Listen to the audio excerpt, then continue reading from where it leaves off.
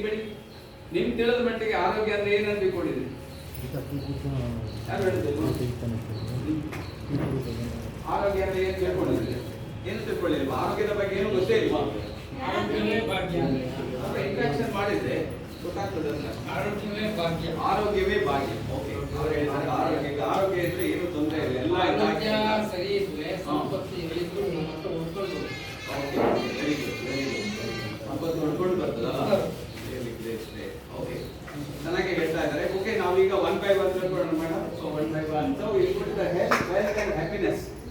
Health, wealth and happiness. First ನಿಮ್ಗೆ health ಇರ್ಬೇಕು.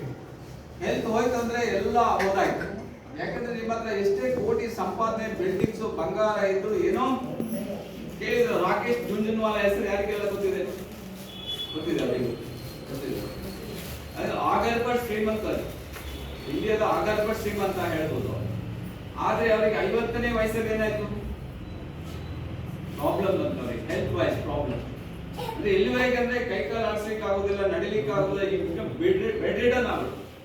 So ಆವಾಗ ಅವರು ತುಂಬಾ ಆರೋಗ್ಯದ ಬಗ್ಗೆ ತುಂಬಾ ಮಾತಾಡಿದ್ರು. ನೀವು ಎಷ್ಟು ಹಣ ಇನ್ವೆಸ್ಟ್ಮೆಂಟ್ ಬಿಲ್ಡಿಂಗ್ ಏನು ಪ್ರಯೋಜನ ಇಲ್ಲ, you invest money on your health ಅಂತ ಹೇಳಿ. ಅದರಿಂದ ನಿಮಗೆ ಒನ್ ಪಾರ್ಟ್, ನಿಮ್ಮ ಜೀವನದಲ್ಲಿ ಒನ್ ಪಾರ್ಟ್ ಏನ್ ಮಾಡಬೇಕು, ನಿಮ್ಮ ಬಾಡಿ ಲಾಸ್ಟ್ ಕ್ರಿಮೇಷನ್, ಲಾಸ್ಟ್ ಇದೆಯಲ್ಲ ಸ್ಟೇಜ್ ವರೆಗೆ ಯಾವ್ದು ಮಾತ್ರ ಬರೋದು ನಿಮ್ ಜೊತೆಗೆ? ಬಾಡಿ ಮಾತ್ರ ಬರ್ತದೆ, ಯಾರ್ಯಾರು ಬರೋದಿಲ್ಲ ನೋಡಿ. ಅದಕ್ಕೋಸ್ಕರ ಸ್ವಲ್ಪ ನೀವು ಇವತ್ತು ಮೈಂಡ್ ಓಪನ್ ಮಾಡಿದ್ರೆ ಮಾತ್ರ ನಾನು ಹೇಳಿದ್ದು ನಿಮಗೆ ಅಂಡರ್ಸ್ಟ್ಯಾಂಡ್ ಆಗ್ತದೆ. Okay, we'll go. This is a company which promotes health and wealth with a unique concept ಅಲ್ಲಿ ಇದೆ. So ಯಾಕಂದ್ರೆ ನಮ್ಮ ಪ್ರಾಡಕ್ಟ್ ಎಲ್ಲ ತುಂಬಾ ಯೂನಿಕ್ ಆಗಿದೆ. 1 by 1 ನಿಮಗೆ ನಾನು ತಿಳಿಸ್ಕೊಳ್ಳಿಕ್ಕಿದ್ದೀವಿ. Healthy way to wealthy life. ಆರೋಗ್ಯದಿಂದ ಐಶ್ವರ್ಯದವರೆಗೆ ಹೋಗ್ತಾ ಇದ್ದೀವಿ.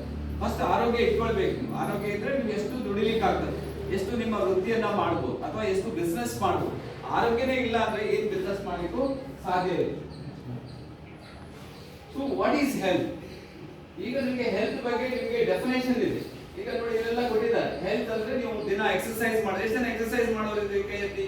ಓ, ಎಷ್ಟು ಜನ ವಾಕಿಂಗ್ ಮಾಡೋರಿದ್ದೀರಿ? ವಾಕಿಂಗ್ ಮಾಡೋರು ಎಷ್ಟು ಜನ? ನಿಮಗೆ ಬೆಳಿಗ್ಗೆ ಎದ್ದು ಸಂಜೆವರೆಗೆ ನೀವು ನಿಮ್ಮ ವೃತ್ತಿಯನ್ನು 100% ಅಂದ್ರೆ ಫಿಸಿಕಲ್ ವರ್ಕ್ ಮಾಡ್ಬೇಕು. ಫಿಸಿಕಲ್ ವರ್ಕ್ ಮಾಡೋರು ಅಂದ್ರೆ ಫಾರ್ಮರ್ಸ್ ಯಾರಾದಿದ್ದೀರಿ? ಫಾರ್ಮರ್ಸ್. ಓ, ಇವರಾಗಿ ಕ್ಲಾಸ್ ಕೊಡ್ಬೇಕು. ಅವ್ರಿಗೆ ಯಾವ ಎಕ್ಸರ್ಸೈಸ್, ಯಾವ ವಾಕಿಂಗ್ ಅಗತ್ಯ ಇಲ್ಲ ನಿಮ್ಗೆ ಅಲ್ವಾ? ನೋಡಿ ಬಾಡಿ ಹೇಗಿರ್ತದೆ ನೋಡಿ, ಸ್ಟೀಲ್ ಬಾಡಿ ಇದ್ದಾಗಿರ್ತದೆ. ನಮ್ಮ ಹತ್ರ 25 kg ಸಾಕಪ್ಪ ಹೇಗಿರ್ತದೆ ಅಂತ, ಅವ್ರು 50 kg ಹೋಗಿದ್ದಾರೆ. So really great people, healthy peoples ಅವ್ರಿಗೆ ಹೇಳ್ತೀನಿ. ಸೊ ಹೆಲ್ತ್ ಬಗ್ಗೆ ತುಂಬಾ ಕೊಟ್ಟಿದ್ದಾರೆ ನಿಮಗೆ. ನಿಮ್ಮ ಫುಡ್ ಎಲ್ಲ ಸರಿ ಇರಬೇಕು, ಹನಿ ಕೈಯಲ್ಲಿ ಇರಬಾರ್ದು ಅಂತ ಹೇಳ್ತಾರೆ. ಅದೆಲ್ಲ ಇದರಲ್ಲಿ ಇದೆ, ಒಂದರಲ್ಲೇ ಇದೆ. ಆದ್ರೆ ನಿಮ್ಗೆ ಸಿಂಪಲ್ ಆಗಿ ನಾನು ಹೇಳುದು ಹೆಲ್ತ್ ಅಂತ ಹೇಳಿದ್ರೆ, ನೆಕ್ಸ್ಟ್ ಸ್ಲೈಡ್ ಮೇಡಮ್. ಸೊ ಇದು ನೋಡಿ, ಇದನ್ನ ನೀವು ಸ್ಕ್ರೀನ್ ಶಾಟ್ ತೆಗೆದು ಇಟ್ಕೊಳ್ಳಿ. ಇದು ನಿಮಗೆ ಅಗತ್ಯ ಬೇಕಾಗ್ತದೆ. ಈ ಸ್ಲೈಡ್ ಉಂಟಲ್ಲ, ಇದರಲ್ಲಿ ಕ್ಲಿಯರ್ ಕಟ್ ಕೊಟ್ಟಿದ್ದಾರೆ ಆರೋಗ್ಯ ಅಂದ್ರೆ ಏನು ಅಂತ. ಸೊ ಆರೋಗ್ಯ ಅಂತ ಅಲ್ಲಿ ಹೋಗ್ತಿದ್ದ ನಾನು ದೈಹಿಕ ಆರೋಗ್ಯ ಅಂದ್ರೆ ಫಿಸಿಕಲಿ ನೀವು ಫಿಟ್ ಇರಬೇಕು. ತುಂಬಾ ದಪ್ಪನಾಗಿರೋದು, ತುಂಬಾ ಹೈಟ್ ಆಗಿ ತುಂಬಾ ವೆಯ್ಟ್ ಇಲ್ಲದೆ ಇರೋದು, ಆವಾಗಲೂ ನಿಮಗೆ ಪ್ರಾಬ್ಲಮ್ ಆಗುತ್ತೆ. ನಿಮ್ಮ ಹೈಟ್ ಮತ್ತೆ ವೆಯ್ಟ್ ಉಂಟಲ್ಲ, ಬ್ಯಾಲೆನ್ಸ್ ಇರಬೇಕು. ತುಂಬಾ ನಿಮಗೆ ನನ್ನಷ್ಟು ಹೈಟ್, ವೆಯ್ಟ್ ಕೇಳಿದ್ರೆ 100 kg ಆದ್ರೆ ಏನಾಗ್ಬೋದು? ಇನ್ನೊಂದು ಹಾರ್ಟ್ ಈ ಕಡೆ ಇಡಬೇಕಾಗ್ತದೆ ಅಲ್ವಾ? ಸೊ ಅದರ್ವೈಸ್ ಪಂಪ್ ಮಾಡೋದು ಹೇಗೆ? ಸೊ ಪ್ರಾಬ್ಲಮ್ ಆಗ್ತದೆ. ಅಂದ್ರೆ ದೈಹಿಕವಾಗಿ ನೀವು ಫಿಟ್ ಇರಬೇಕು ಅಂತ. ಅದಕ್ಕೆ ಏನ್ ಮಾಡಬೇಕು? ಅದಕ್ಕೆ ನೀವು ನಾನು ಹೇಳಿದ್ರಲ್ಲ, ವಾಕಿಂಗ್, ಜಾಗಿಂಗ್, ಎಕ್ಸರ್ಸೈಸ್, ಸ್ವಿಮ್ಮಿಂಗ್ ಇದನ್ನ ಮಾಡಿದ್ರೆ ನೀವು ಅದನ್ನ ಕರೆಕ್ಟ್ ಇಟ್ಕೊಳ್ಳಿಕ್ಕೆ ಆಗ್ತದೆ. ಅದ್ರ ಜೊತೆಗೆ ನಿಮ್ಮ ಆಹಾರನು ಹಿತ ಮತ್ತೆ ಮಿತದಲ್ಲಿ ಇರಬೇಕು. ತುಂಬಾ ನಿಮಗೆ ಇದೆ ಅಂತ ತಿಂತ ಹೋಗುದಲ್ಲ ಬೆಳಗಿಂದ ಸಂಜೆವರೆಗೆ. ಸೊ ಅದು ಪ್ರಾಬ್ಲಮ್ ಕೊಡ್ತದೆ ನಿಮ್ಮ ಬಾಡಿಗೆ, ಅದು ನೋಡ ಮುಂದೆ. ಸೊ ಎರಡನೇದಾಗಿ ನಿಮಗೆ ನೀವೇನ್ ಬೇಕು? ಫಿಸಿಕಲ್, ನಿಮಗೆ ಇವನ್ ಫಿಸಿಕಲಿ ಫಿಟ್ ಇದ್ರಿ, ಸಾಮಾಜಿಕವಾಗಿ ಕರೆಕ್ಟ್ ಇರಬೇಕು. ನೀವು ಯಾರೆಲ್ಲ ಸಾಮಾಜಿಕವಾಗಿ ಕರೆಕ್ಟ್ ಇದ್ದೀರಿ? ಯಾರು ಮಾತಾಡೋದಿಲ್ಲ? ಸಾಮಾಜಿಕ ಅಂದ್ರೆ ಫಸ್ಟ್ ನಿಮ್ಮ ಗಂಡ, ಹೆಂಡತಿ, ಮಕ್ಕಳ ಜೊತೆಗೆ ಅನ್ಯೋನ್ಯತೆ ಎಷ್ಟು ಜನ ಇದೆ? ಕೈ ಎತ್ತಿ. Very very important. ಗಂಡ, ಹೆಂಡತಿ, ಮಕ್ಕಳು ಫಸ್ಟ್ ನಿಮ್ ಸಂಸಾರ. ನಾನು ಹೇಳುದು ಬೇರೆ ಸಂಸಾರದ ಬಗ್ಗೆ ಮಾತಾಡ್ತಾ ಇಲ್ಲ. ನಿಮಗೆ ನಿಮ್ದೇ ಒಂದು ಉತ್ತರ, ಒಂದು ದಕ್ಷಿಣ ಆದ್ರೆ ಭಾರಿ ಪ್ರಾಬ್ಲಮ್.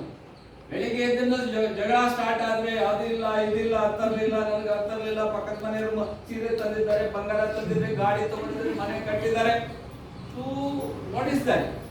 ನೆಮ್ಮದಿ ಇದೆಯಾ ನಿಮ್ಮ ಹತ್ರ? ಆರೋಗ್ಯ ನಿಮ್ದು ಕಳ್ಕೊಂಡ್ಬಿಡ್ತೀರಿ. ಬೇಡ ಅದು ಆರೋಗ್ಯ ಕಳ್ಕೊಳ್ತೀರಿ. ಫಸ್ಟ್ ಇದನ್ನ ನಿಮ್ಗೆ ನೀವು ಒಂದೇ ಒಂದು ಮದುವೆ ಆದಾಗ ಎಣಿಸ್ಕೊಳ್ಬೇಕು. ಇಬ್ರು ಸಹ ಅವರು ಇವರು ಅಂತ ನಾನು ಹೇಳೋದಿಲ್ಲ. ಅವರು ಬೆಳೆದಿರೋ ವಾತಾವರಣ ಬೇರೆ, ಅಡ್ಜಸ್ಟ್ಮೆಂಟ್ ಮಾಡ್ಕೋಬೇಕು, ಬ್ಯಾಲೆನ್ಸಿಂಗ್ ಮಾಡ್ಕೋಬೇಕು. ದೆನ್ ಓನ್ಲಿ ನಿಮ್ಮ ಜೀವನ ಸಾಕ್ತಾ ಹೋಗ್ತದೆ, ಇಲ್ಲಾಂದ್ರೆ ಪ್ರಾಬ್ಲಮ್ ಆಗುತ್ತೆ. ಅವ್ರು ಮಾಡಿದ್ರೆ ಇಲ್ಲ, ನಮ್ದು ಹಾಸಿಗೆ ಎಷ್ಟನ್ನ ನೋಡ್ಕೋಬೇಕು. ಅದಕ್ಕೆ ತಕ್ಕಂತೆ ನಾವು ಬೆಳೀತಾ ಹೋಗ್ತಾ ಇರ್ಬೇಕು. ಆವಾಗ ನಿಮ್ಮ ಆರೋಗ್ಯ ಸುಧಾರಿಸ್ತದೆ. ಇಲ್ಲ ಅದಿಲ್ಲ ಇದಂದ್ರೆ ವಾಸ್ತು ಬಗ್ಗೆ ಕೇಳಿದ್ರೆ ನೀವು ವಾಸ್ತು ಬಗ್ಗೆ ನೀವು ಇಲ್ಲ ಅಂದ್ರೆ ಏನಾಗ್ತದೆ? ಇಲ್ಲನೇ ಆಗ್ತದೆ. ನಿಮ್ಮ ಹತ್ರ ಏನಿಲ್ಲ, ಅದಿಲ್ಲ, ಇದಿಲ್ಲ, ಬೆಲ್ಲ ಇಲ್ಲ, ಮೆಣಸಿಲ್ಲ, ಕಾಳಿಲ್ಲ, ಕಡ್ಡಿ ಇಲ್ಲ. ಅದೇ ಉಂಟು ನಮ್ಮ ಹತ್ರ, ಹೇಗೆ ನಮಸ್ತೆ ನಮ್ಗುಂಟು, ತೊಂದರೆ ಇಲ್ಲ. ಅವಾಗ ಹೇಳಿ, ಅವಾಗ ವಾಸ್ತು ಬರ್ತದೆ, ನಿಮ್ಗೆ ಬರ್ಲಿಕ್ಕೆ ಸ್ಟಾರ್ಟ್ ಆಗ್ತದೆ. ಅದೇ ನಿಮ್ಗೆ ಸಾಮಾಜಿಕ ಆರೋಗ್ಯ. ಅದ ನಂತರ ನಿಮ್ಮ ಪಕ್ಕದ ಮನೆಯವರು ಅವರೆಲ್ಲ ಟೂರ್ ಹೋಗಿದ್ದಾರೆ ಅಂತ ಅವ್ರ ಮನೆಗೆ ಹೋದ್ರು ನಲ್ಲಿ ನೀರು ತರಬೇಡಿ ನೀವು. ಗೊತ್ತಾಯ್ತು ನಿಮ್ಗೆ? ಅದು ಅಲ್ಲಿ ಬಿದ್ದದ್ದು ಏನೋ ಅವರ ಮನೆಯಲ್ಲಿ ಪ್ರಾಪರ್ಟಿ ಇರ್ಬೋದು, ಅದು ಮಾಡಬಾರ್ದು. ಅದು ಅವ್ರದ್ದು ಅವರಿಗೆ, ನಮ್ಗೆ ಗೊತ್ತಾಯ್ತು? ನಮ್ಗೆ ಭಗವಂತ ಕೊಟ್ಟಿದ್ದಾನೆ ಅಂದ್ರೆ ಸಾಕು. ಅವ್ರದ್ದು ಬೇಕಾದ್ರೆ ಅವ್ರದ್ದೇನೋ ತೆಗಿನ ಮರ ಬೀಜ ಬಿದ್ದು ನಾವು ತೆಗೆದು ಆ ಕಡೆನೇ ಹಾಕಿ ಅವ್ರಿಗೆ. ಅವಾಗ ನೋಡಿ ನಿಮ್ಗೆ ಈ ಕಡೆಯಿಂದ ಒಂದು 10 ಬಂದು ನೋಡಿ. ನಡೀದ ಪ್ರಕೃತಿಯ ನಿಯಮ. ಕೊಡುವುದನ್ನ ಕಲ್ತಿರ್ಬೇಕು ನೀವು, ಕೊಡುವವರಾಗ್ಬೇಕು ನೀವು. ಆವಾಗ ನೋಡಿ ನಿಮ್ಗೆ ಬರ್ಲಿಕ್ಕೆ ಶುರು ಆಗ್ತದೆ. ನೋಡಿ ಬೇಕಾದ್ರೆ ಅಲ್ಲಿ ಒಂದು ಗುಡ್ಡದ ಮೇಲೆ ಹೋಗಿ ಭೀಮಾ ಅಂತ ಕರೀರಿ. ಏನ್ ಹೇಳ್ತಾ ಆ ಕಡೆಯಿಂದ? ಭೀಮಾ ಅಂತ. ದಟ್ ಇಸ್ ಪ್ರಕೃತಿ ನಿಯಮನೇ ಆಗಿದೆ. ಅದಕ್ಕೋಸ್ಕರ ನೀವು ಕೊಡುವವರಾಗಿ ನೋಡಿ, ಎಷ್ಟು ಬರ್ತದೆ ನೋಡಿ. ಆವಾಗ ನಿಮ್ಮ ಆರೋಗ್ಯ ಸರಿ ಇರ್ತದೆ. ಅದ ನಂತರ ನಮ್ಮ ಸೊಸೈಟಿ ಇರ್ಬೋದು, ಅಥವಾ ನಮ್ಮ ದಾವಣಗೆರೆ ಜಿಲ್ಲೆ ಇರ್ಬೋದು, ಅಥವಾ ನಮ್ಮ ಕರ್ನಾಟಕ ರಾಜ್ಯ ಇರ್ಬೋದು, ಇಂಡಿಯಾ ಇರ್ಬೋದು. ಸೊ ಅದ್ರ ಬಗ್ಗೆ ಮಮತೆ ಇರ್ಬೇಕು, ಅಕ್ಕರೆ ಇರ್ಬೇಕು. ಆವಾಗಲೇ ನಿಮ್ಗೆ ಆರೋಗ್ಯ ಬೆಳೀತಾ ಹೋಗ್ತಾ ಇರ್ತದೆ. ಅದ್ರ ಜೊತೆಗೆ ನಿಮಗೆ ಮಾನಸಿಕ ಆರೋಗ್ಯ ಇಂಪಾರ್ಟೆಂಟ್. ಮೈಂಡ್ ಎಲ್ಲಿದೆ? ತಲೆ ಏನಿದೆಯಾ? ಅಲ್ಲಿ ಬ್ರೈನ್ ಇದೆ ಅಂತಾರೆ. ಮೈಂಡ್ ಎಲ್ಲಿದೆ? ಮನಸ್ಸು. ಓಕೆ, ಅದು ದೊಡ್ಡ ಸಬ್ಜೆಕ್ಟ್. ನಾನು ಹೇಳುದಂದ್ರೆ ಮಾನಸಿಕವಾಗಿ ಒಂದು ಬ್ಯಾಲೆನ್ಸ್ ಇರಬೇಕು. ಮನಸ್ಸು ನಿಮ್ಮ ಕಂಟ್ರೋಲ್ ಅಲ್ಲಿ ಇರ್ಬೇಕು. ಮನಸ್ಸು ಏನಿದೆ ಅದು ಮಂಗನಾಗೆ ಅಂತ. ಈಗ ಒಂದು ಇನ್ನೊಂದ್ಸಲ ಮತ್ತೊಂದು ಅದು ನಿಮ್ಮ ಕಂಟ್ರೋಲ್ ಅಲ್ಲಿ ಇದ್ರೆ ನೀವು ಏನ್ ಬೇಕಾದ್ರೂ ಮಾಡ್ಲಿಕ್ಕೆ ಆಗ್ತದೆ. ಸೊ ಅದಕ್ಕೆ ಏನ್ ಮಾಡ್ಬೇಕು ನೀವು? ಯೋಗ ಮತ್ತೆ ಮೆಡಿಟೇಷನ್ ಅಂತ ಹೇಳ್ತಾರೆ. ಸೊ ಅದನ್ನ ಮಾಡ್ಲಿಕ್ಕೆ ನೀವು ರೆಡಿ ಇರ್ಬೇಕು. ಯಾರೆಲ್ಲ ಮಾಡ್ತಾ ಇದ್ದಾರಾ ಅಟ್ಲೀಸ್ಟ್ ಯೋಗ ಮೆಡಿಟೇಷನ್? ಗುಡ್. ನೋಡಿ, ನಿಮ್ಮ ಮನಸ್ಸು ನಿಮ್ಮ ಕಂಟ್ರೋಲ್ ಅಲ್ಲಿ ಇರ್ತದೆ, ಹಗುರವಾಗಿರ್ತದೆ, ಆರೋಗ್ಯ ಸಿಗ್ತದೆ ನಿಮ್ಗೆ. ದಿನಕ್ಕೊಂದು 10 ನಿಮಿಷ, 30 ನಿಮಿಷ, ಅರ್ಧ ಗಂಟೆ ನೋಡಿ, ಟ್ರೈ ಮಾಡಿ. ನಿಮ್ಗೆ ಗೊತ್ತಾಗಲಿಲ್ಲ ಅಂದ್ರೆ ಸಿಂಪಲ್ ಮೆಡಿಟೇಷನ್ ನಾನು ಹೇಳ್ತೀನಿ. ಜಸ್ಟ್ ನೀವು ಕುಂತಲ್ಲೇ ಮಾಡುವುದು. ನಿಮಗೆ ವಿತೌಟ್ ಏನು ನಿಮಗೆ ಹೆಸಿಟೇಷನ್ ಇಲ್ಲದೆ ನೀವು ಮಾಡ್ಬೋದು. 10ರಿಂದ 30 ನಿಮಿಷ. ಸೊ ಮಾನಸಿಕವಾಗಿ ನೀವು ಬ್ಯಾಲೆನ್ಸ್ ಇರಬೇಕು. ಇದು ನಿಮ್ಗೆ ತಪ್ಪಿದ್ರೆ ನಿಮ್ಮ ಎಲ್ಲಾ ಪ್ರಾಬ್ಲಮ್ ಆಗ್ತದೆ. ಎಷ್ಟೋ ಜನ ಇವತ್ತು ಡಿಪ್ರೆಷನ್ ಎಲ್ಲ ಆಗಿರೋದು. ಇಂಟ್ರೆಸ್ಟ್ ಇಲ್ಲ, ಓದ್ಲಿಕ್ಕೆ ಇಂಟ್ರೆಸ್ಟ್ ಇಲ್ಲ, ಮಾಡ್ಲಿಕ್ಕೆ ಇಂಟ್ರೆಸ್ಟ್ ಇಲ್ಲ, ಮದುವೆ ಇಂಟ್ರೆಸ್ಟ್ ಇಲ್ಲ, ಡಿಪ್ರೆಷನ್. ಸೊ ವೃತ್ತಿ ಮಾಡೋದಿಲ್ಲ. ಇಂಥವ್ರು ಬೇಕಾದಷ್ಟು ಜನ ಇವತ್ತಿದೆ. ಮಾನಸಿಕವಾಗಿ ಅವರು ಸರಿ ಇಲ್ಲ. ನೆಕ್ಸ್ಟ್ ಅಂತ ಹೇಳಿದ್ರೆ ದುಡ್ಡು ಇರ್ಬೇಕಲ್ಲ. ದುಡ್ಡು ಎಷ್ಟಂತ ಇರ್ತದೆ? ದುಡ್ಡು ನಾನೇನು ಇನ್ಕಮ್ ಟ್ಯಾಕ್ಸ್ ನೋಡಲ್ಲ. ಈಗ ತೊಂದರೆ ಕೊಟ್ಕೊಂಡ್ಬಿಟ್ಟಿದ್ದಾರೆ ಎಲ್ಲರ ಕಡೆ ಇಲ್ಲ. ವೆರಿ ಗುಡ್, ಜೋರಾಗಿ ನೋಡಿ. ದುಡ್ಡಿದೆ, ಎಲ್ಲರ ಹತ್ರನೂ ಇದೆ. ನೀವು ದುಡ್ಡನ್ನ ಪ್ರೀತಿ ಮಾಡಿ, ದುಡ್ಡು ನಿಮ್ಮ ಹತ್ರ ಬರ್ಲಿಕ್ಕೆ ಶುರು ಆಗ್ತದೆ ನೋಡಿ. ಬೇರೆಯವನ್ನೆಲ್ಲ ಪ್ರೀತಿ ಅಲ್ಲ, ದುಡ್ಡನ್ನ ಪ್ರೀತಿ ಮಾಡಿ ನೋಡಿ ಹೇಗಾಗ್ತದೆ ನೋಡಿ. ನಿಮ್ಮ ಮನೆಯಲ್ಲಿ ನಿಮ್ಮ ಒಂದು ಸಾಕ್ತೀರಿ, ನಾಯಿಗಳನ್ನ ಪ್ರೀತಿ ಮಾಡಿದ್ರೆ, ಬೆಕ್ಕನ್ನ ಪ್ರೀತಿ ಮಾಡ್ತೀರಿ, ಅಥವಾ ಪಕ್ಷಿಗಳನ್ನ ಪ್ರೀತಿ ಮಾಡ್ತೀರಿ. ಹೇಗೆ ಮಾಡೋದು? ಅದು ನಿಮ್ಮ ಜೊತೆಗಿರೋದಿಲ್ವಾ? ಸೊ ಜಸ್ಟ್ ತರ ಮನಿ ಕೂಡ, ಮನಿಯನ್ನ ನೀವು ನೆಗ್ಲೆಕ್ಟ್ ಮಾಡಬಾರ್ದು. ಇಲ್ಲಿ ಶೆಟ್ರ್ ಎಲ್ಲ ಇದ್ದಾರ, ಈ ಹೋಮ್ಟಿ ಶೆಟ್ರ್ ಅಂತ ಇದ್ದಾರೆ. ಅವ್ರು ನೋಡಿದ ದುಡ್ಡು ಹೇಗೆ ಇರ್ತಾರೆ ಅಂತ ಇದ್ದೀರಾ ನೋಡಿ. ಅವ್ರದ್ದು ದುಡ್ಡು ಹೇಗಾಗ್ತದೆ ಗೊತ್ತುಂಟ ನಿಮ್ಗೆ? ಅವರು ಅಷ್ಟು ಪ್ರೀತಿ ಮಾಡ್ತಾರೆ, ಅಷ್ಟು ಜನರನ್ನ ಅಷ್ಟು ಕ್ಲೀನ್ ಆಗಿ ಅಷ್ಟು ಲವ್ ಮಾಡ್ತಾರೆ. ಅದಕ್ಕೋಸ್ಕರ ಅವ್ರ ಹತ್ರ ದುಡ್ಡು ಆಗ್ತದೆ. ದುಡ್ಡನ್ನ ನೀವು ಯಾವಾಗಲೂ ನೆಗ್ಲೆಕ್ಟ್ ಮಾಡಿ ಹೋಗ್ಬೇಡಿ, ಲವ್ ಮಾಡಿ. ಸೊ ಹಾಗಾಗಿ ನಿಮಗೆ ಆರ್ಥಿಕ ಸ್ವಾತಂತ್ರ್ಯ ಸಿಗ್ಬೇಕಾದ್ರೆ ನೀವು ಅದನ್ನ ಮಾಡಬೇಕು. ಆದ್ರೆ ಇವತ್ತು ಎಷ್ಟು ಜನರಲ್ಲಿ ಪ್ರಾಬ್ಲಮ್ ಇದೆ, ಎಷ್ಟು ಜನರಿಗೆ ತೊಂದರೆ ಇದೆ, ಎಷ್ಟು ಜನರಿಗೆ ಬೇರೆ ಬೇರೆ ರೀತಿಯ ಪ್ರಾಬ್ಲಮ್ ಇರ್ಬೋದು. ಸೊ ಅದಕ್ಕೂ ನಮಗೆ ಸೊಲ್ಯೂಷನ್ ಇದೆ ಇಲ್ಲಿ. ಸೊ ಲಾಸ್ಟ್ ಬಟ್ ಲೀಸ್ಟ್ ಅಂತ ಹೇಳಿದ್ರೆ ಸೊ ಆಧ್ಯಾತ್ಮಿಕ. ಸೊ ಆ ಸಬ್ಜೆಕ್ಟ್ ಅನ್ನ ನಾನು ಇಲ್ಲಿ ಮಾತಾಡೋದು ಬೇಸ್ ನೋಡಿ. ಎಲ್ಲದಕ್ಕೂ ಅದು ಬೇರ್ ಅಂತ ಕೊಟ್ಟಿದ್ದಾರೆ, ಆಧ್ಯಾತ್ಮಿಕ. That is the spiritualness. So ಅದು ಸಹ ನಿಮ್ಗೆ ಅಗತ್ಯ ಬೇಕು. ಯಾರನ್ನಾರೊಬ್ಬರನ್ನ ನಂಬಬೇಕು. ನಂಬಿದ್ರೆ ಏನಾಗ್ತದೆ? ನಿಮ್ ತಲೆ ಹಾಳಾಗಿ ಹೋಗ್ತದೆ ನೋಡಿಬೇಕಾದ್ರೆ. ಯಾಕಂದ್ರೆ ಅಷ್ಟು ಟೆನ್ಷನ್. ನೀವೇನ್ ಮಾಡ್ಬೇಕು? ಇಮಿಡಿಯೇಟ್ ಒಂದು ಗುಡಿಗೆ ಹೋಗ್ಬಿಟ್ಟು ಎಲ್ಲ ಅವ್ನ ತಲೆ ಮೇಲೆ ನೀನೇ ಉಳಿಸಿದ್ದು, ನೀನೇ ಕೊಂಡೋಗೋದು ಎಲ್ಲ ನಿಂದೆ ಅಂತ ಹೇಳ್ಬಿಡಿ. ಕ್ಲಿಯರ್ ಆಗ್ಬಿಟ್ಟು ನೋಡಿ, ಮೈಂಡ್ ಅನ್ನ ಕ್ಲಿಯರ್ ಮಾಡ್ಬೇಕು. ಅದರ್ವೈಸ್ ಬಲೂನ್ ಹಾಗೆ ಗಾಳಿ ಹಾಕ್ತಾ ಇದ್ರೆ ಏನಾಗ್ತದೆ? ಬಲೂನ್ ಧಮ್ ಆಗ್ತದೆ. ಸೊ ಒಂದು ದಿವಸ ಅದು ಮಾಡ್ತಾರೆ, ಅದು ಇದು ಮಾಡ್ಬಿಡ್ತಾರೆ.